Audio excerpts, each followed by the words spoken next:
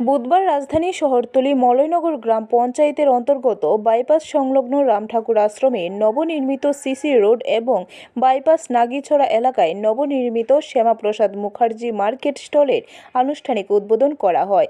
উদ্বোধন করেন বিধানসভার উপাধ্যক্ষ রামপ্রসাদ পাল। উপস্থিত ছিলেন ডুকলি ব্লকের বিডিও, পঞ্চায়েত সমিতির চেয়ারম্যান সহ পঞ্চায়েতের প্রতিনিধিরা। এই দিনের উদ্বোধনী অনুষ্ঠানে বক্তব্য রাখতে গিয়ে বিধানসভার উপাধ্যক্ষ রামপ্রসাদ পাল বলেন, মলয়নগর পঞ্চায়েত এলাকায় যে সকল বেকার যুবকরা রয়েছে, যাদের ব্যবসা করার কোনো জায়গা নেই, তাদেরকে ব্যবসা করার সুযোগ করে দেওয়ার লক্ষ্যে বিভিন্ন পরিকল্পনা গ্রহণ করা হয়। আমাদের সমস্ত পঞ্চায়েতে আমরা যারা বেকার যুবক ছেলেরা আছে, বেকার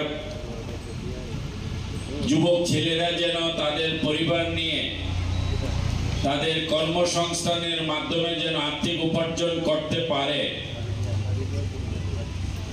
সেই জন্য তাদেরকে আমরা কিভাবে ব্যবস্থা করে দিতে পারি, বিভিন্নভাবে আমরা সেই পরিকল্পনা নিয়ে থাকি। তার মধ্যে দোকান ঘর বা দোকান শেড দেওয়া, এটা আমাদের কাছে একটা প্রকল্প।